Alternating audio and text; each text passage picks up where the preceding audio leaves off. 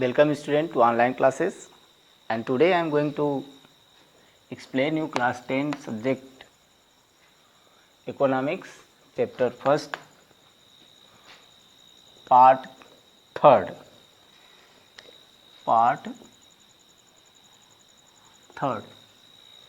In this part the chapter name is development. In this chapter I am going to explain you about income and other criteria for development and public facilities. Student, मैं आप लोगों को बता देना चाहता हूँ कि इसके पहले पिछले वाले वीडियो में मैंने आप लोगों को बताया था कि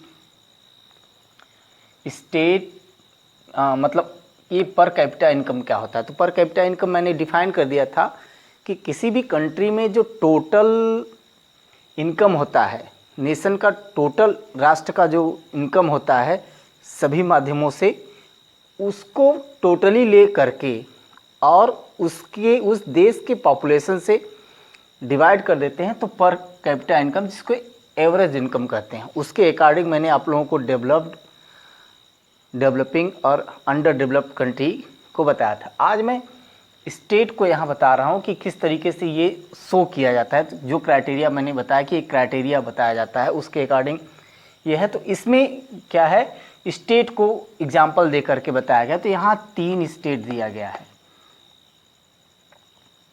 तीनों स्टेट में इनकम पर कैपिटा इनकम को शो किया गया है। पंजाब में 26,000 रुपीज़ पर कैपिटा इनकम है। केरला में 22,800 रुपीज़ पर कैपिटा इनकम। वहीं बिहार में 5,700 ओनली।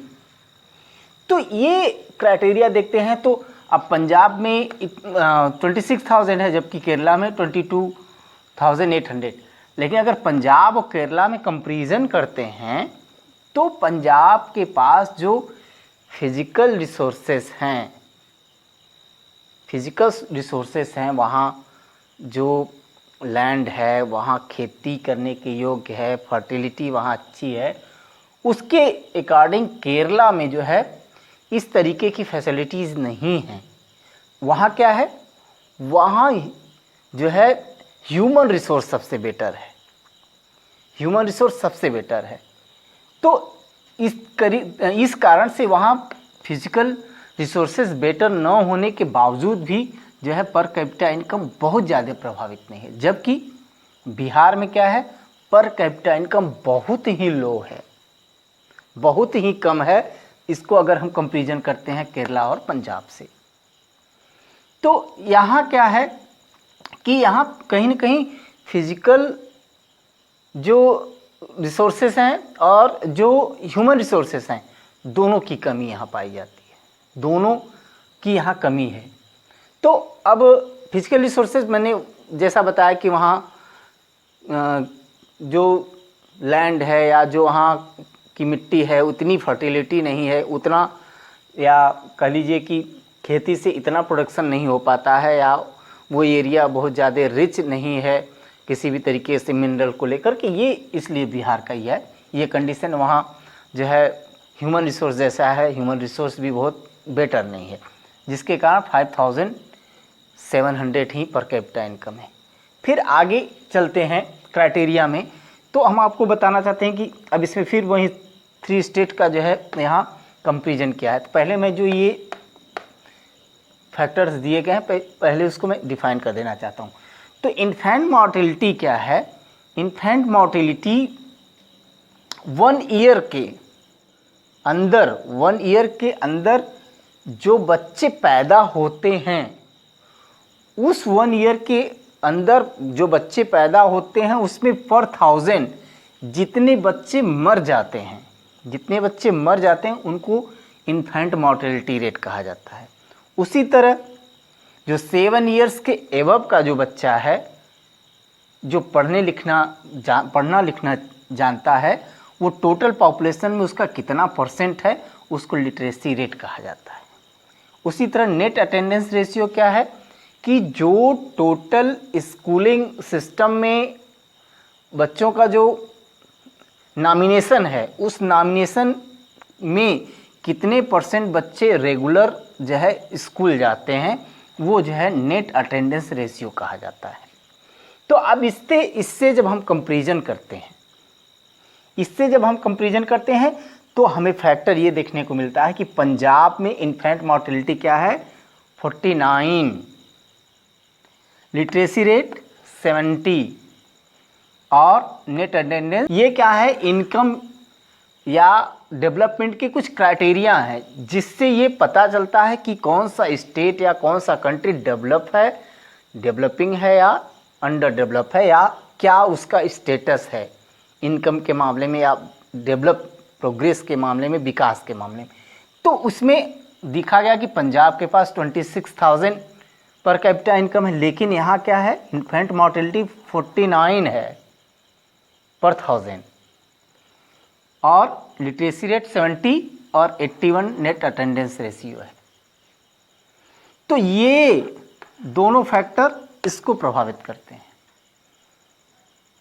यहाँ नेचुरल रिसोर्सेज तो बेटर हैं, फिजिकल रिसोर्सेज तो बेटर हैं, लेकिन उस नेचुरल रिसोर्सेज की तुलना में यहाँ ह्यूमन रिसोर्सेज जो है वो बेटर नहीं है। यहाँ जो हेल्थ फैसिलिटीज़ है और लिटरेसी रेट है वो बेटर नहीं है, क्योंकि हेल्थ फैसिलिटी अगर बेटर होता तो इन्फेंट मॉर्टेलिटी कम होता और लिटरेसी रेट इससे बेटर होता। तो ये है। वहीं केरला देखते हैं कि पर कैपिटा इनकम पंजाब से कम है, लेकिन यहाँ क्या है इन्फेंट मॉर्टेलिटी 11 है, जो कि नियर अबाउट 1/5 है पंजाब से, और यहाँ 91% लिटरेसी रेट है, अटेंडेंस रेशियो भी 91 है। तो यहाँ ह्यूमन रिसोर्सेज बेटर है, हेल्थ फैसिलिटी बेटर है, जिसके कारण वहाँ फिजिकल या नेचुरल रिसोर्सेज बेटर न होने के बावजूद भी पर कैपिटा इनकम क्या है 22,800 कंपैरिजन टू पंजाब से कंपैरिजन करने पर। उसी तरीके से अब यहाँ बिहार को देखते हैं।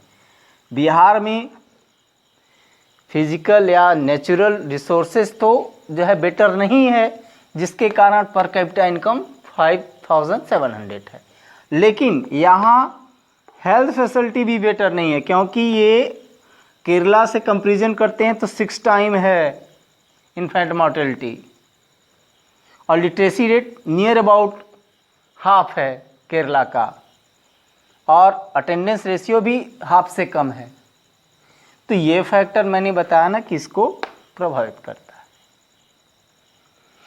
तो एक ही कंट्री में 3 स्टेट का ये जो है स्टेटस है, जिससे कि हम लोग जो है ये देखते हैं कि कहाँ क्या फैसिलिटी है। तो ये जैसा मैंने बताया कि किसी भी कंट्री में per capita income, infant mortality, literacy rate, net attendance ratio, तो ये तो लिटरेसी रेट में आ सकता है, लिटरेसी में आ गया, ये हेल्थ फैसिलिटीज़ में, और वो इनकम में। ये क्राइटेरिया जो है डेवलपमेंट को जो है कहीं ना कहीं प्रभावित करता है। तो अब इसके बाद देखते हैं तो जो पब्लिक फैसिलिटीज़ है, जिसको यहाँ जो है परिभाषित किया गया, तो जो पब्लिक फैसिलिटीज़ है, तो अब जैसे बताया है कि अब जो इनकम है, इनकम तो हो गया कि पर कैपिटा इनकम हो गया, लेकिन जैसे अब सारी फैसिलिटीज़ जो है वो जो है ख़रीदा नहीं जा सकता।